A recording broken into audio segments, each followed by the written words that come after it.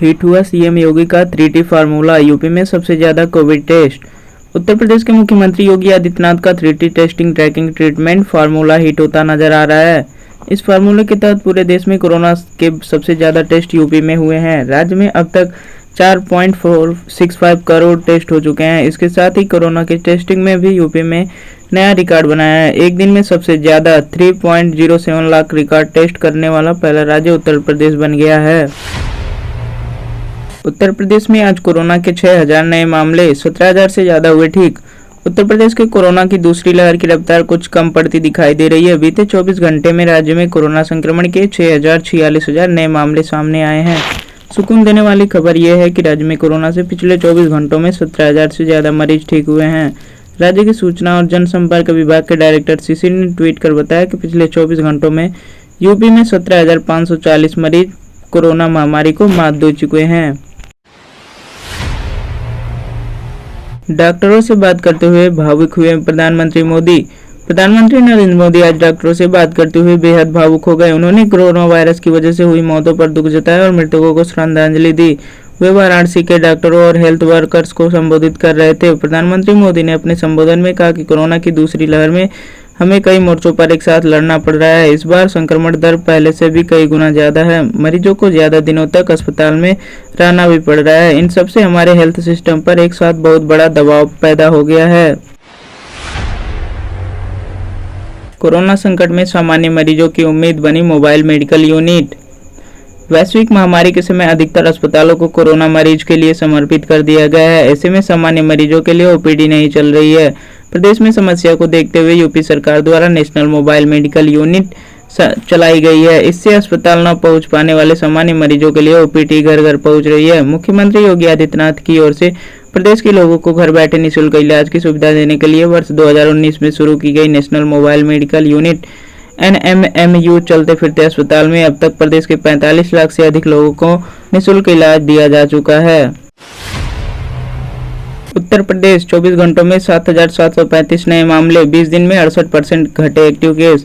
उत्तर प्रदेश में corona virus के नए मामलों में कमी आने और कोरोना के उपचार के बाद ज्यादा लोगों के ठीक होने की वजह से राज्य में कोरोना वायरस के एक्टिव मामलों में लगातार कमी देखने को मिल रही है। उत्तर प्रदेश स्वास्थ्य विभाग की तरफ से जारी किए गए आंकड़ों के अनुसार पिछले 20 दिनों के दौरान राज्य में कोरोना वायरस के एक्टिव मामलों में 68% की कमी आई है। स्वास्थ्य विभाग के अनुसार 30 अप्रैल को राज्य में कोरोना वायरस के एक्टिव मामले रिकॉर्ड 31। उत्तर प्रदेश में जन सेवा केंद्रों पर कोविड वैक्सीन लगवाने के लिए मुफ्त में होगी रजिस्ट्रेशन।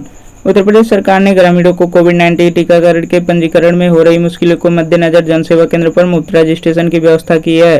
राज्य सरकार के एक प्रवक्ता ने गुरुवार को बताया कि टीकाकरण के लिए नागरिकों को ऑनलाइन पोर्टल कोविन पर अपना रजिस्ट्रेशन कराना अनिवार्य होता है, मगर खासकर ग्रामीण इलाकों में रहने वाले लोगों को ऑनलाइन पंजीकरण में दिक्कतें हो रही हैं।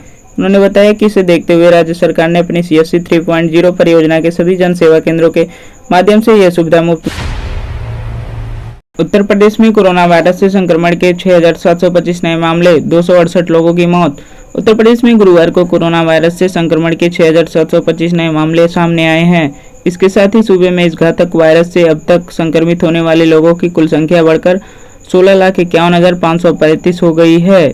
राज्य के एक स्वास्थ्य अधिकारी ने बताया कि बीते 24 घंटों में इस वायरस के संक्रमण में 268 लोगों की मौत भी हुई है। इसके साथ ही राज्य में कोविड-19 के चलते अब तक कुल 18,509 लोगों को अपनी जान गंवा चुके हैं। बता दें कि सूबे में संक्रमण के नए मामले लगातार कम हो रहे हैं।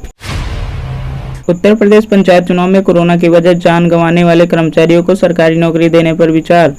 उत्तर प्रदेश में हाल में हुए पंचायत चुनाव के दौरान जिन सरकारी कर्मचारियों की कोरोना की वजह से जान गई है, उनके निकट परियोजनाओं को योगी सरकार सरकारी नौकरी देने पर विचार कर रही है। उत्तर प्रदेश सरकार की तरफ से कहा गया कि चुनाव ड्यूटी करने वाले जिन शिक्षकों, शिक्षा मित्रों, अनुदेशकों, रोजगार सेवकों, पुलिस कर्मियों कोरोना से अनाथ हुए बच्चों पर पूरा खर्च उठाएगी योगी सरकार। कहा यह राज्य की संपत्ति है।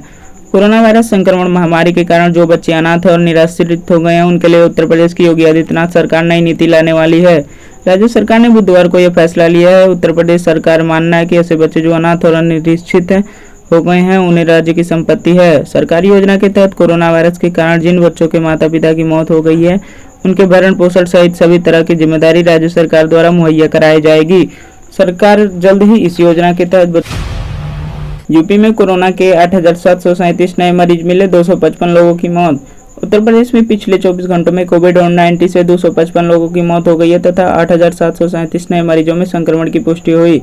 चिकित्सा एवं स्वास्थ्य विभाग द्वारा मंगलवार को जारी बुलेटिन के मुताबिक पिछले 24 घंटों में राज्य में कोविड-19 से 255 लोगों की मौत हुई होने का साथ ही संक्रमण से अब तक मरने वालों की संख्या बढ़कर 18,072 हो गई है। उनके अनुसार सबसे ज्यादा 20 मौतें मेरठ में हुई। इसके अलावा लखनऊ में 19, कानपुर नगर में 12, सहारनपुर में 11 और आगरा में 10 कोविड-19 संक्रमित मरीजों की मौत हुई है।